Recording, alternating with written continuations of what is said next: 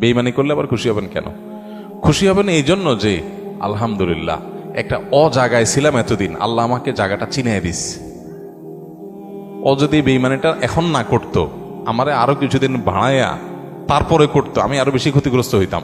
আল্লাহ শুকর, আলহামদুলিল্লাহ আমি যে জায়গায় সময় ব্যয় করছি, এরকম জিগরি দোস্ত বানায় রাখছি, ও আসলে কালসাপ, এটা আল্লাহ তাআলা আমারে জানাই দিছে। আলহামদুলিল্লাহ, আমি খুশি হয়ে যাব। নেগেটিভ জিনিসটাকেও পজিটিভ ভাবে আমরা দেখতে পারি। যত হতাশা আছে, এই হতাশা দূর বেশিরভাগ ক্ষেত্রে হয়ে যাবে শুধু মেন্টালিটি পরিবর্তন করলে। আল্লাহ আমাদেরকে সেই তৌফিক দান করুন। আমাদের কিচ্ছু নাই, ঘরে অল্প স্বল্প আছে, আমরা যার আছে তার সাথে তুলনা করবো না। আমার যা আছে তা নিয়ে আমি অনেক হ্যাপি, আলহামদুলিল্লাহ। আল্লাহ আমার ছেলে মেয়ে সুস্থ রাখছেন, ক্যান্সার দেন নাই, বড় কোনো ব্যাধি দেন না, আল্লাহ শুকর। কিন্তু কাউকে ক্যান্সার দিয়েছেন, আলহামদুলিল্লাহ আল্লাহ তাআলা আমাকে মরার আগে তওবা করার সুযোগ দিয়েছেন। একটা ওয়ার্নিং আসছে, আমি এখন প্রস্তুতি নিয়ে যেতে পারি। অনেকে হঠাৎ চলে যাচ্ছে অ্যাক্সিডেন্টে, সে তো প্রস্তুতি নিতে পারে নাই। খারাপ কাজ করতে করতে গুনাহের পথে থাকতে তওবা করার আগে সে চলে গেল। আলহামদুলিল্লাহ আমার তো একটা ওয়ার্নিং পিরিয়ড পাইছি, এই সুযোগে আমি তওবা করে আমার আখিরাতটাকে সুন্দর করে যেতে পারি। প্রত্যেকটা নেগেটিভ জিনিসকে পজিটিভ দেখা যায়।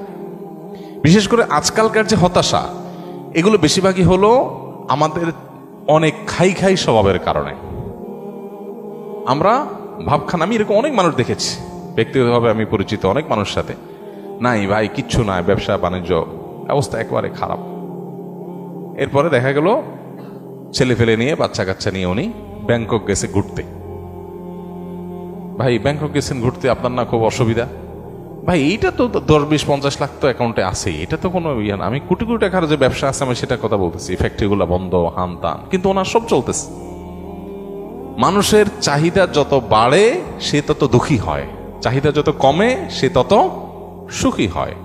এই জন্যই কানাআত বা অল্পে তুষ্ট থাকার শিক্ষা নবী সাল্লাল্লাহু আলাইহি ওয়াসাল্লাম দিয়েছেন।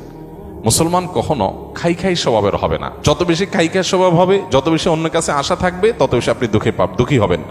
এই জন্য এই জিনিসটা ছাড়তে হবে। কারোর কাছে আশা খুব বেশি করা যাবে না এবং অন্যের সাথে কম্পেয়ার করা যাবে না। বিশেষ করে অন্য আমার চাইতে ভালো থাকলে ওটার ব্যাপারে কম্পেয়ার করা যাবে না। আশা বেশি করবেন, ধরা খাবেন। পৃথিবীতে আল্লাহ ছাড়া আর কারোর ব্যাপারে আশাবাদী থাকবেন না। এমনকি নিজের মা বাপও না, নিজের স্ত্রীও না, স্বামীও না, সন্তানও না, ভাই বোনও না, জিগরি দোস্ত না, কারোর ব্যাপারে না।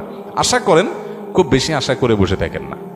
আশা করার পাশাপাশি এটার জন্য প্রস্তুত থাকেন, যা আশা করতেছেন তার উল্টাটাও হতে পারে। মোচের তেল দিয়ে গেছেন, অনেক কিছু আশা করতেছেন, যা দেখেন জিরো, হাইসা দিবেন যে আমি তো বোকা ছিলাম, এই জায়গায় আমার নসিবে এটা বরাদ্দ ছিল না, অথচ আমি মোচের তেল দিয়ে আসছি। ফাও কাঁঠাল খাওয়ার জন্য মোচের তেল দিয়ে আসছি,